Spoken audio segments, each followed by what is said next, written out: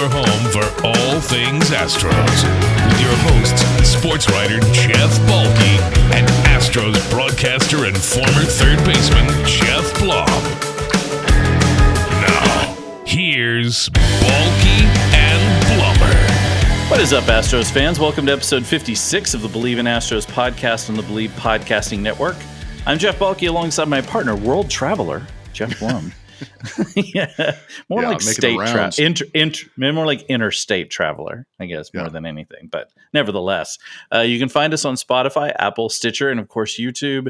Be sure to like and subscribe to keep up with us, and give us a follow on Twitter at Believe in Astros. I'm thinking about starting an at Believe in Astros Insta. Hey, post some video content. I think it could be fun. Some quick snippets. Some little snippets. Exactly. Find me at Jeff Balke. Blum slaps in my if we did that, they're bussing. That's exactly right.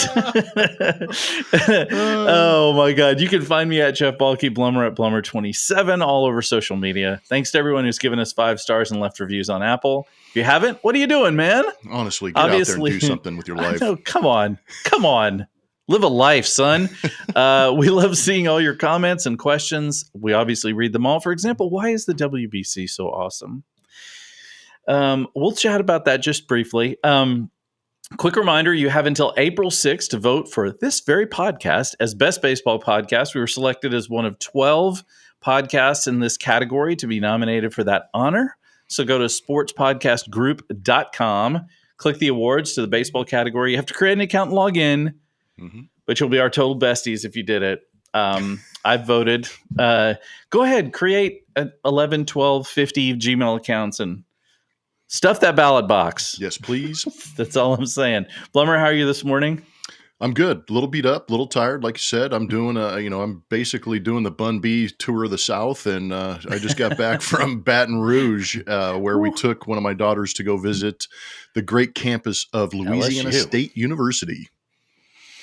Yeah, man. I mean, that's a whole thing. That's a mood. You go to LSU, you've got to be ready.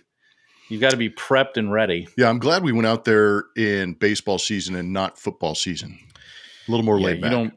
You don't really want to do that. Nobody wants to go around there. Did I ever tell you that one time I hung out with the guy whose family founded Raising Cane's? Oh, no in way. Dallas. That's cool. With him and kid from Kid and Play. Just saying. It was a very weird. It was a very weird evening that involved racing down a Dallas highway at about 150 miles an hour in a Porsche that I was not driving. Oh dear God! On a Sunday night to go to a bar. Needless to say, when we got out of that car, a kid looked at me and said, "I'm not getting back in that fucking car." Excuse me. And I was like, "I'm with you." Left turn. I'm with you, kid. I'm with you, kid. So, you ain't playing, kid. No, you are not. You are absolutely not. All right, quick message for our sponsor. BetOnline remains your number one source for all your college basketball betting this season. Sweet 16, baby, and the Cougs are still in it. Look, the Cougs and UT could meet in the Elite Eight.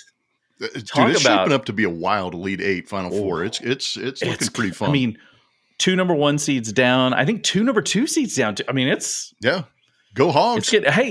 Hey, the women's, yeah, exactly, right?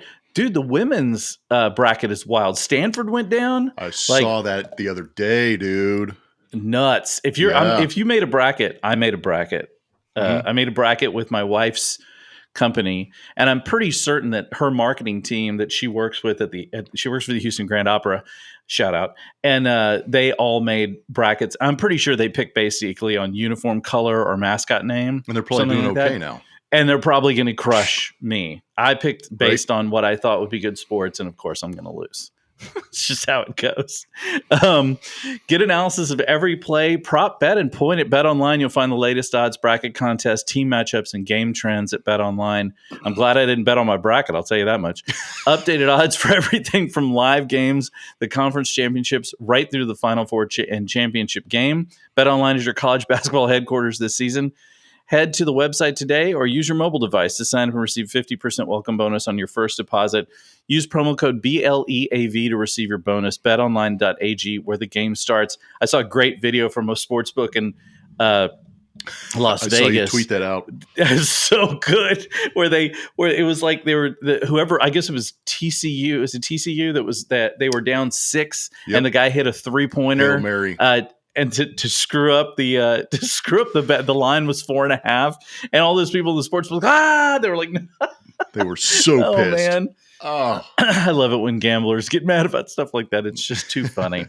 All right, so episode 56, I'm calling this the bullpen episode plus Jose Altuve's thumb. But before we dig into that, I want to just a quick shout out to Team Samurai Japan. By the way, best name in the World Baseball Classic, for winning the WBC 3-2 over Team USA last night. Shohei Ohtani is not human. Nope. I saw a stat that said he had the hardest thrown and hit baseballs of the entire WBC last night. No, I don't know how much. I don't know how much more evidence you need to know that Shohei Ohtani during this time is the unicorn we have been looking for. He is a freak. He is just a total freak. It's insane. It's insane. So, congrats to all the people who played for Team Japan, including Lars Nuthbar, whose mother is Japanese, despite his name sounding like an IKEA coffee table. When I was in my 20s, I learned that Niptid is Swedish. Yeah. When I was in my 20s, I learned that Niptid was Swedish for entertainment center. Who knew? I'm Swedish, and I did not know that. Thank you. I don't know. Also, anywhere I can get one of those Japanese game hats with a J on the front. Oh yeah, they're all sold out everywhere. I can get one on eBay for $150, but no thanks. Those sold out like crazy. But I want one of those. Those are sweet. I'll wait till they come down. I'm assuming that after about 6 months, people will be trying to offload those things. Mm-hmm. Like they're Goodwill. But a lot of fun. In the WBC. Honestly, just a really great game last night. By the way, you Darvish, don't throw that split finger again. I'm just gonna say it. So it's only bad if an Astro hits that hanging slider as far as anybody can. But if somebody else does it, man, way to go! You crushed it.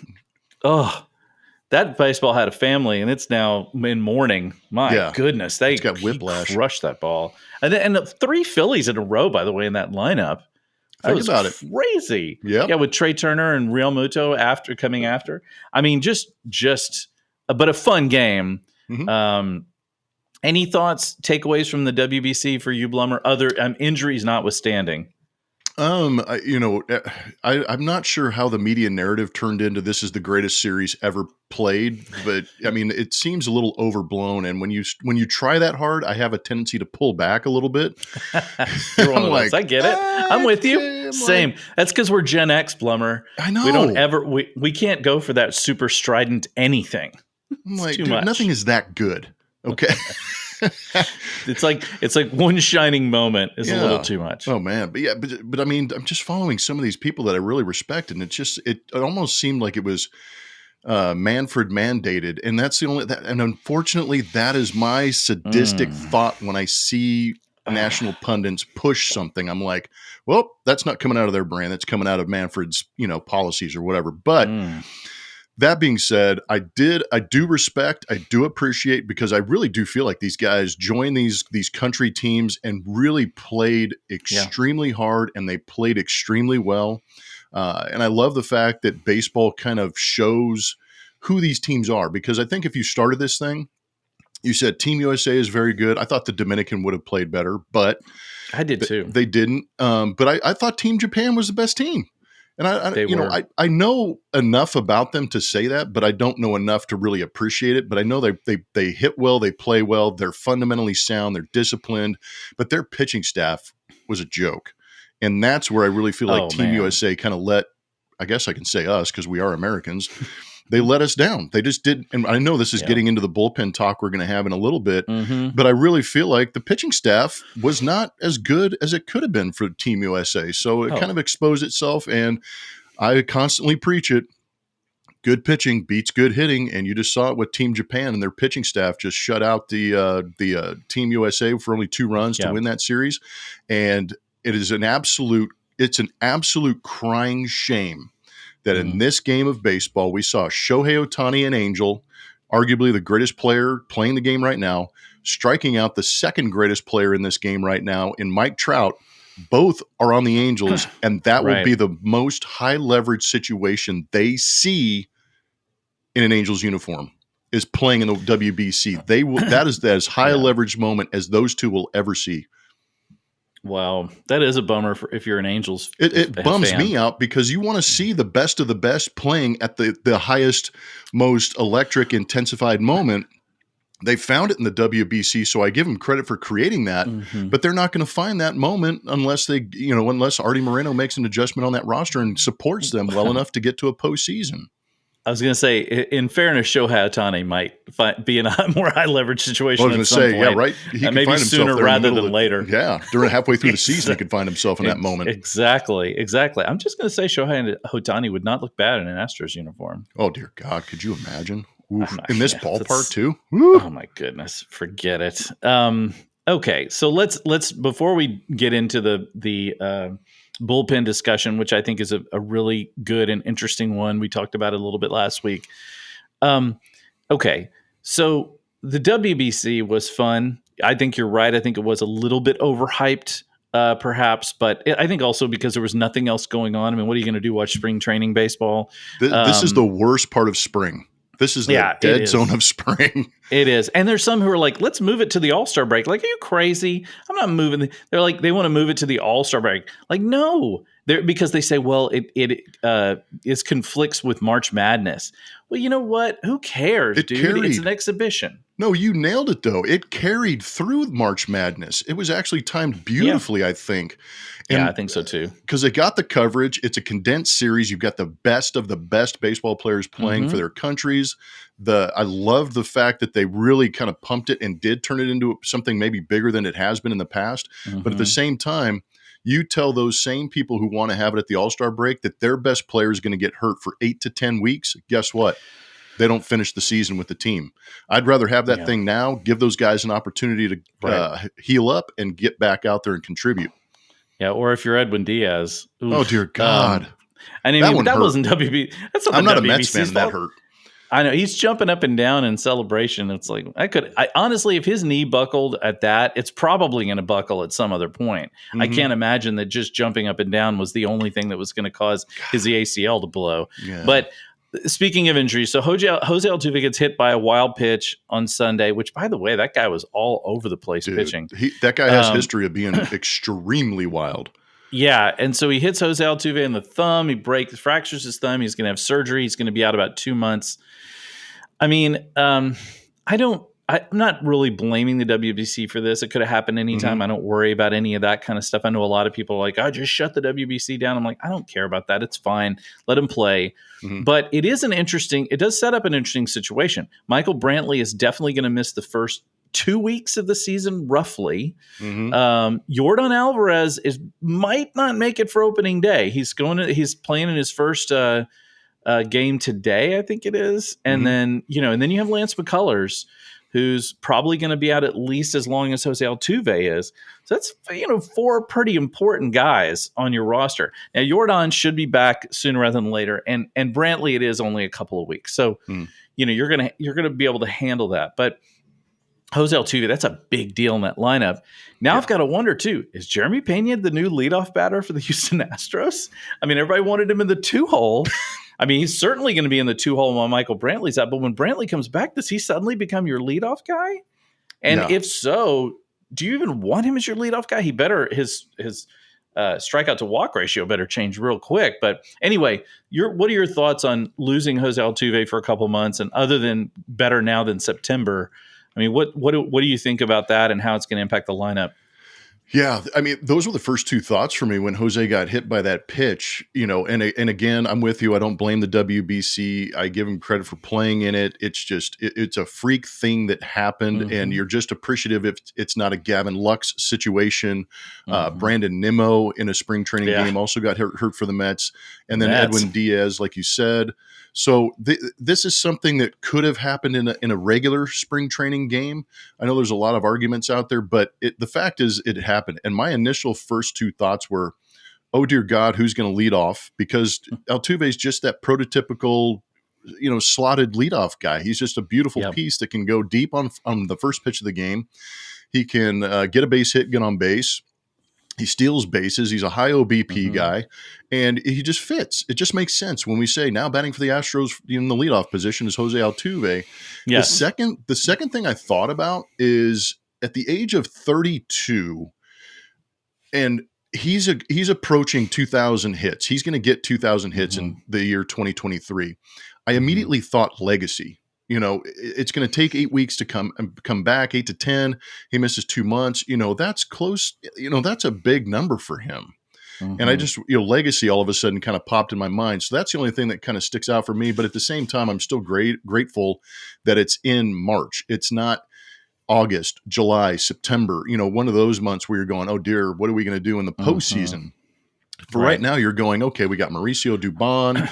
I know Bannon, I think, is playing second base today. I saw their lineup. And then you've got David Hensley, who moves around and can play some second base. So I think that there's good enough options, but in combination with Alvarez and Brantley maybe not being in that opening day in the lineup, you kind of go, the start of the season could be really rough, but it's how they finish is what really matters.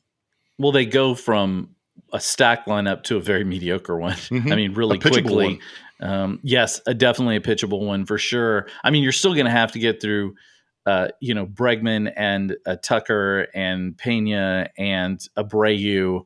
But nevertheless, it's a huge thing, at least for the first month or so. I haven't really done it. We'll maybe next week we'll dig in on the schedule a little bit and kind of see what lies before them over the first couple of months of the season. But good call. It's not going to be real fun at first. But look, you're right. Dubon is obviously the better defender. Hensley's the better hitter. So you kind of wonder, and the guys are going to get opportunities without Brantley there. Justin Dearden might actually make the roster. Unbelievably, out of all of this, that would be an incredible story. Wouldn't it though? I mean, just amazing. But either way, he's going to if he goes to AAA, he's probably going to rake in AAA, and then eventually he's going to show up here on the roster at some point. But anyway, it sucks for Jose Altuve. It sucks for fans who are watching. I'm miserable about it. But again, as I said, I wrote a story about this for the Houston Press, and I said, look, better now than September. Absolutely. Let him come back, and it's a hand, so he can keep working out. It's not like a leg injury that's gonna, something that could stick for longer. He can keep working on his strength and keep working on his fitness, and not like Fergie working on his fitness. He can keep doing that and still, be in shape, in baseball shape. It's just going to be a matter of figuring out how to grip that bat. I was just going to say, you're right in the sense that physically he should be in fine shape and just continue to condition and be great. It's, when does that grip strength come back? Is there pain when he grips? And then the other thing is impact, because that's your top hand, and that's the hand that absorbs a lot of impact at contact. So that's going to be one of the big, hurdles for him to get over, is getting over that, the impact of that ball against the bat in that top hand. That's a good point. At least he'll be wearing batting gloves, unlike Kyle Tucker. Kyle Tucker better never hurt his hand, or he's going to have to go to batting gloves. Yeah, it's just that dirt's not going to help you, Kyle. I'm just saying. Unless he takes the Moises Alou approach, then that's his own. Oh, Moises Alou, there's a great pull. I haven't thought of Moises Alou in a while. He one was of the most so underrated good. hitters. Yeah. Oh, he was so good with the Astros. I loved watching him play the Astros. He was phenomenal.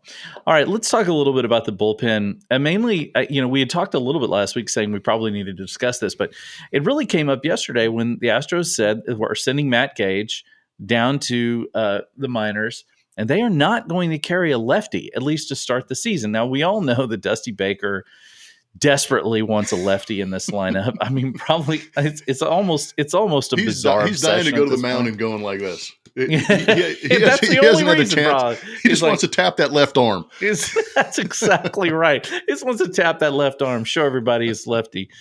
Yeah. So no lefty, which means that the known guys are Nara, Stanek, Montero, Brian Abreu, Phil Maton, and Ryan Presley. I mean, those are your known 6 guys, which leaves you with 2 guys left. Clearly, Renel Blanco is about to be one of them. because my goodness, they're going to want, Dusty's has said it, and I think we both have talked about it. They're going to want to stretch some guys early in the season. They're not going to want guys pitching, 5-6 innings at the beginning of the season. So they're going to try to pitch guys 3-4 and then have and Ronel Blanco he is dominating right now. And then you've got Abreu, who certainly can pitch that amount.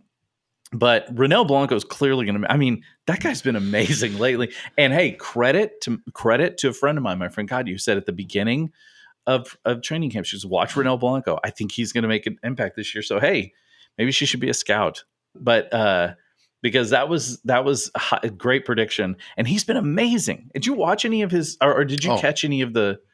That's just unreal. Yeah, well, he had a phenomenal spring training last season. Got a cup of coffee last year with the Astros. Didn't go as well as he had hoped. But man, this dude, this spring, we had a broadcast where we had Dana Brown on air, and Ronel Blanco, I think, threw about 10 or 11 pitches and absolutely destroyed 3 guys in the lineup for 3 strikeouts. And Dana Brown's looking at us. He said it on air. He's like, can we get that guy to pitch another inning? And so he's actually the genesis of the idea of stretching Ronel Blanco out. And I'm really glad you bring that up, because he had the chance to start. We know Lance McCullers Jr. is down. Forrest Whitley apparently has a low back issue that popped up the other day. So you're kind of going, well, how could we, who could we plug into that situation without having to go outside the organization? And here's this guy, Ronel Blanco. And he has got wipeout fastball, wipeout slider. He has looked phenomenal in spring. He's throwing 3-4 innings. And how about, unfortunately for Brandon Bielak, this could be Ronel Blanco's opportunity to be that swing guy in the rotation and be that extended guy out of the bullpen that you're talking about, man. Ronel has pitched himself very much so into the conversation, if not on, slotted himself on that roster in the bullpen. Right. Just think about it for a minute.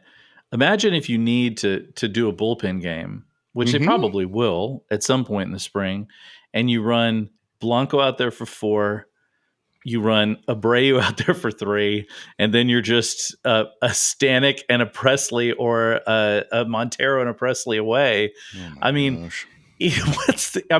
Look, obviously, clearly, stacking their bullpen again is an important move for the Astros. Kudos to them for seeing ahead on that, because their bullpen is going to be really good.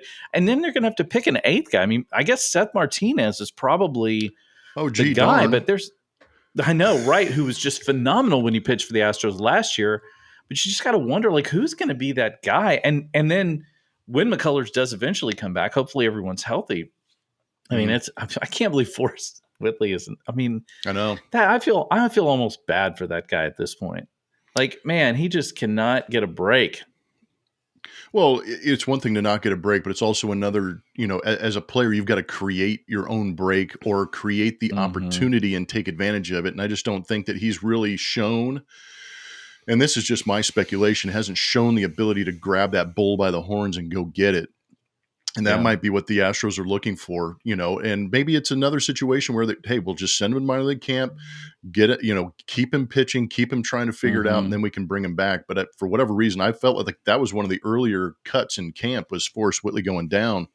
But I think Seth Martinez is a guy that slots in there because, again, you're going to need innings early on in spring, because you have to remember the Astros, or not early on, early on in April, May, you're going to need guys to eat up innings, because your season, if you're an Astro, finished on November 6th or 4th or 5th, whatever it was ended in November. So you don't have an extended amount of time to recover and extend yourself. So the Astros have a very good plan, I think, of kind of, like you said, backing off on guys as far as innings, maybe go to a 6-man, or maybe plug in a Ronel Blanco, do a bullpen day to protect these arms a little bit. And Seth Martinez is a guy that can give you 2 innings, if not maybe 3 if he's going well, and get you one time through the order. Yeah, and when you look at it, I think Dusty had mentioned that, Fromber hasn't stretched out beyond, I think, 4 innings yet this spring. Neither is Jose Urquidy. Those guys were playing the WBC, but they're throwing an inning, 2 innings, something like that. So it's not just about protecting them. It's also about giving them time to get up to, a higher pitch count. Some of these guys aren't going to be able to throw, they're they're not going to come out and throw 80, 90 pitches in their first outing. They're going to be restricted to probably 50, between 40 and 60 pitches, somewhere in there. And then they're going to gradually inch them up, which is the right thing to do. So, yeah, pitching is always the challenge. I always feel like, and maybe you tell me if I'm wrong or right about this, but it always feels like to me that pitching is a challenge, but that pitching always seems to be ahead of hitting. And so that's how it sort of balances out in April and May. Like hitters seem to need a little bit more time to get into their groove, and pitchers need more time just to get stretched out. So it always feels like there's at least some balance there. Yeah, and I'm also kind of curious to see how this season gets started. I mean, the one issue they've had has been that WBC with some of this, some of these frontline starters, but Fromber didn't go to the WBC. So is he going to be able to stretch out? Like you said, Jose Urquidy kind of maybe missed some opportunities to build up, but I'm sure that they're doing their bullpen sessions while they're with Team Mexico or whoever they're with. But this is the first spring training that has been a legitimate spring training. You go back to 2020. What the hell happened that season? Right. We have no idea. 2021 was a little, was normal, but not. And you're trying to protect these guys. Well, yeah, because you came back from a shortened season and these guys hadn't pitched. So you're not on that regular routine or that regular situation that you're accustomed to. So and then last year was a strike shortened or a lockout forget about that. It was only two. They only had like 2.5 weeks of spring training. So, and I think that's why pitchers were ahead, is because hitters didn't have the amount of at bats they needed to be ready for the season. I wonder if that changes a little bit this season. It's interesting because of the WBC and the fact that an Alex Bregman can go get as many at bats as he wants, or some of these other guys. I wonder if the hitters will be more prepared for the 2023 season because we've actually had a spring training. Never mind the rule changes. Which I want to get a little bit into that next week, or actually on Friday when we're back on Friday, because there was a really interesting story about Jason Stark wrote. He did a Q&A with The Athletic about the potential tweaks to the rules that Major League Baseball is talking about. Unfortunately, none of them involve adding 5 seconds to the pitch clock, which I wish it did. But there were some kind of interesting thoughts there about what's going to go into some of these tweaks that might help to sort of, I don't know, I don't know if you've seen it, but there have been a couple of times in spring training where they put the three outfielders, they put one of the outfielders in the position where like the second baseman would go if the shift was on. So they put him just in the outfield in shallow right field. So basically mimicking the shift. You've got to figure baseball is going to see that and be like, that's not going to work. I'm sorry, boys. Never underestimate the ability of a major league staff, front office, coaching staff, players to adapt and find a loophole in the situation. Absolutely. I just think it's fascinating that it was Alex Cora who I saw do it first to Joey freaking Gallo of all people. And he came to the plate, brought the left fielder over, put him in shallow right field, spread it out, close left field, and dare him to hit it that way. I mean, that was unbelievable. Yeah, it's funny you say that. I've always thought that's what the great minds in any sport, or really in anything, that's their gift, is finding the holes in something and figuring out how to get through them. And you see that in sports all the time, whether it's in contract negotiations or making trades, or whether it's on the field. You're right. They come up with, they're going to come up with something to circumvent some of that stuff. I'm really hopeful, to be honest with you, when I look at the Astros, and I'm trying not to look at them with with rose-colored glasses. Perhaps my glasses are just slightly tinted pink, but I feel like what I feel like for the Astros is I'm hopeful that even though we're not probably, it's unlikely that we're going to get the kind of pitching from the starters that we got last year. I'm hoping that the actual boost that the concern that they've had over the bullpen will sort of help to offset that. And I also think that the addition of Abreu and getting Brantley back. I mean, Abreu is raking in the spring, by the way. Another 2 doubles yesterday. And it looks like it's not even an effort for him. He's just like, he just like takes an easy swing. It's like double. It's like no big deal. I feel like the combination of that, especially as the team gets healthy, hopefully that will offset it some. Because honestly, the Astros could have been better offensively last year. I agree. And maybe they can get back some of that was 2019 magic or whatever, where they were just like destroying everybody. But I don't know. I feel hopeful so far. The injuries haven't been significant other than Altuve's, and both of them, he and McCullers, both look like they'll be back. I don't know. How are you feeling so far as we're getting? I mean, opening day is next week, man. Well, I tell you what, this is going to sound, I don't know how this is going to sound, but I'm not happy they're beat up, but I'm happy that it's going to be competitive early on. I think with these injuries, if you're the Seattle Mariners, you've got to think about it, and like you said, we'll talk about the schedule because there aren't, just a quick glance, there's only a 3-game series in those first 2 months between the Astros and Mariners. Right. And we can dig in on that next time. But, that's where if I'm the Mariners, I'm like, dude, we have to get out to a great start. Having these injuries to the Astros almost puts more pressure on the Mariners to bust out of the gate and really try and mount a little bit of a lead and a cushion so that when you do get a Lance McCullers back, when you do get Jose Altuve back, Brantley and Alvarez is at full strength, that's what you fear. And if you have a big enough cushion, maybe you can hold them off for a little bit.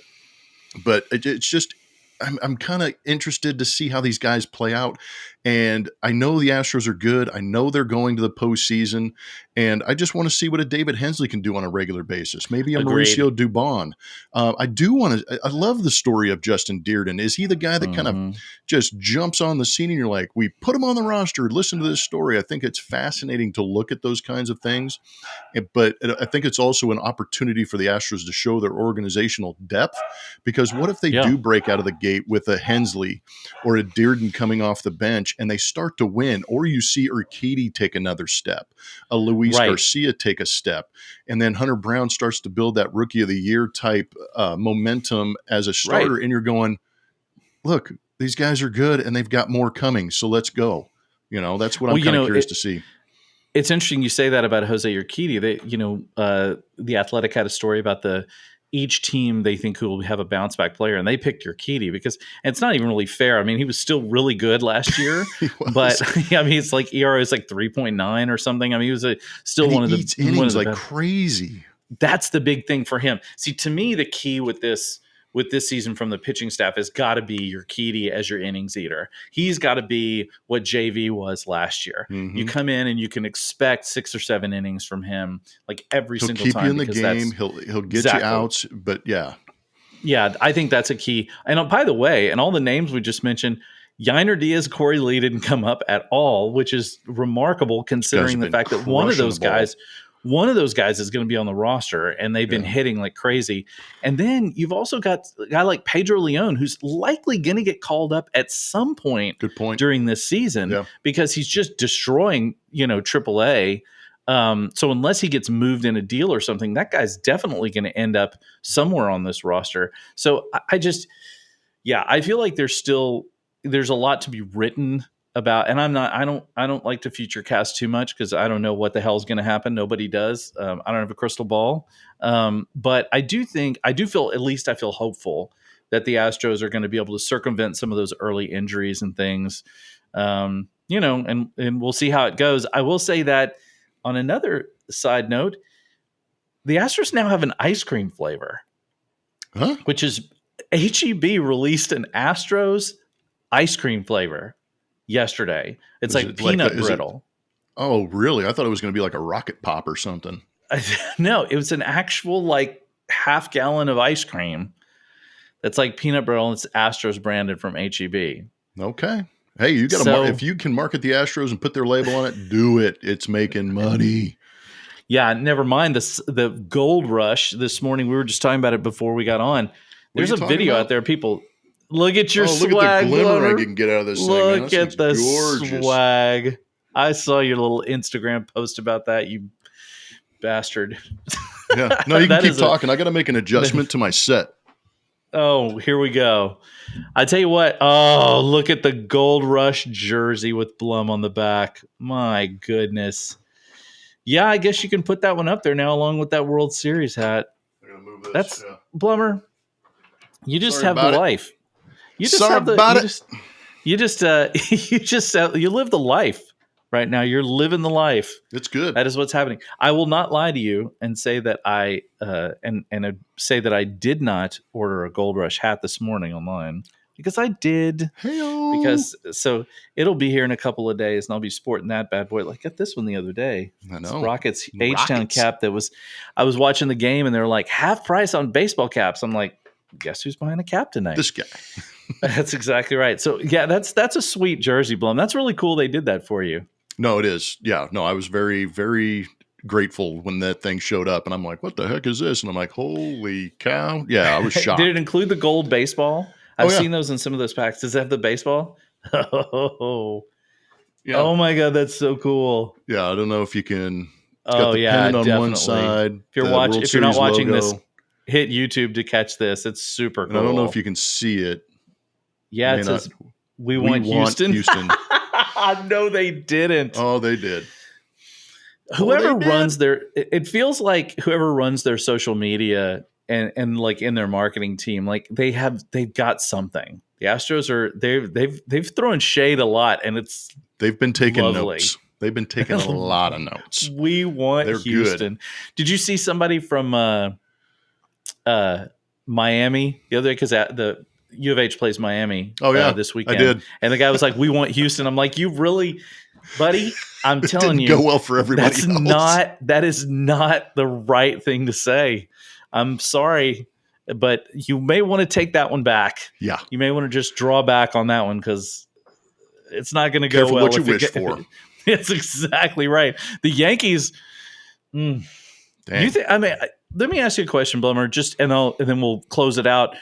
When you were playing, how effective was somebody else's smart assery when it came was. to the teams playing? How effective was it? It was. When you're playing a 162 game season and somebody pops off a little bit and you need a little extra push, I mean, you wouldn't walk through the clubhouse and say, "Oh my gosh," hold up the paper and be like, "Look at what they said, Right. man, these sons of bitches." You know, you wouldn't do anything like that, but you'd kind of be like, Yeah.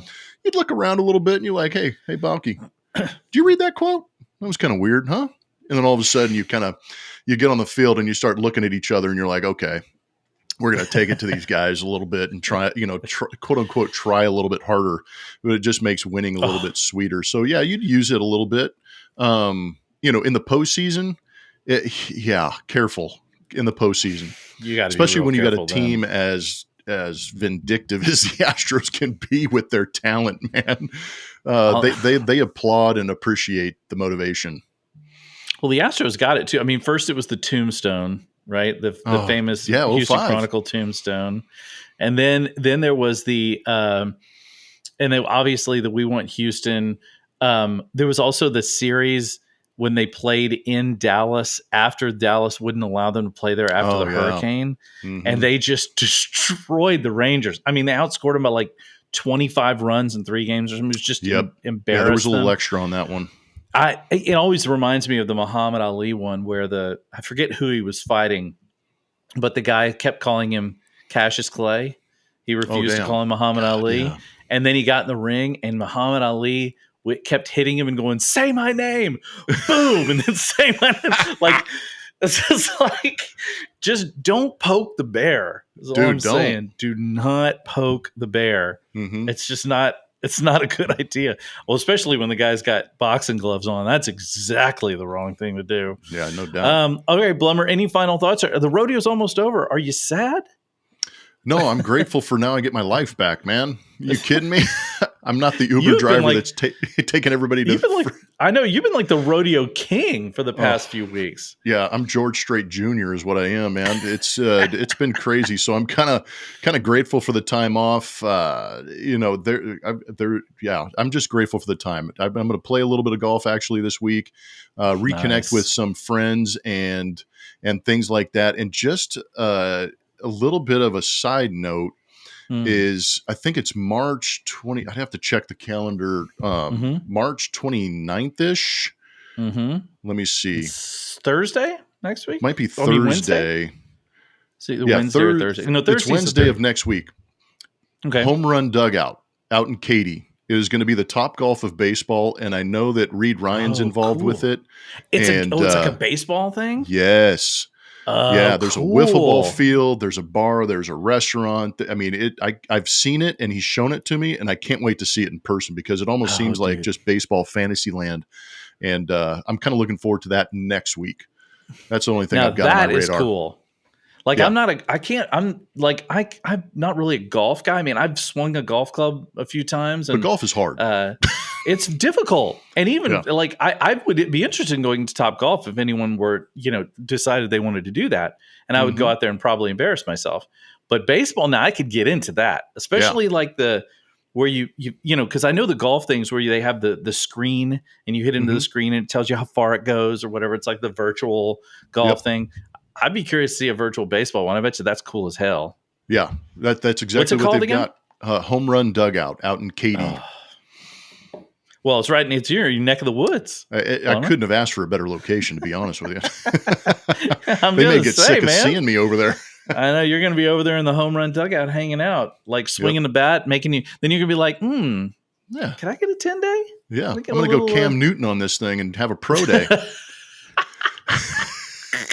Do some push-ups. Yeah, dude. Get out there, get a little flex. Ask T.O. what it takes to come back. Yeah, right. Exactly. All right, everybody. Thanks for joining us. We'll be back on Friday with a fresh prod brought to you by Bet Online. We can talk some more about fantasy baseball and not fantasy like picking players. Do you ever do fantasy baseball, Blummer? I have not. And I don't know if I've I never can, done to be it. honest with you. Yeah, I was going to say these you rules probably are kind of sketchy for us being so like organizational employees. Yeah. I understand that. I don't know. Fantasy baseball doesn't sound as fun to me. Fantasy It's a lot football's of work, cool. man. But, tell me about it. Too many games. How am I supposed to keep track of all that? mean, I can who barely watches keep that track many of the games? players now. Like I've Yeah. been going through and trying to read through all of the major league projected rosters just to kind of get familiar with them, especially the ones in the American League. I'm like, I can't remember all these damn names. No, that's why they made the internet. Thank goodness. Exactly. My wife, we were at Muse a couple weeks ago, and I was saying it's amazing that Muse is like here, then they're in New York, then I was talking about how crazy their schedule was, and she goes, "Did you memorize it?" I'm like, "No, I'm reading the back of that guy's T-shirt." Like, who do you think I am? I was like, I can't memorize all that. She was going to be really impressed. God. Oh no, she was ready to be very impressed, and then she was completely disappointed, which is essentially the story of my life. You want to be impressed, and then you're just all right. Thanks to all our listeners and viewers out there. You guys have been great. Keep liking and subscribing and commenting. Be sure to hit sportspodcastgroup.com and go vote for us in the Best Baseball Podcast. We're super thankful for everybody who tunes in. It's obviously we have a load of fun doing this, and so I hope you guys are having fun with it too. So keep it coming. You guys have a great rest of the week. We'll see you on Friday. Go Astros.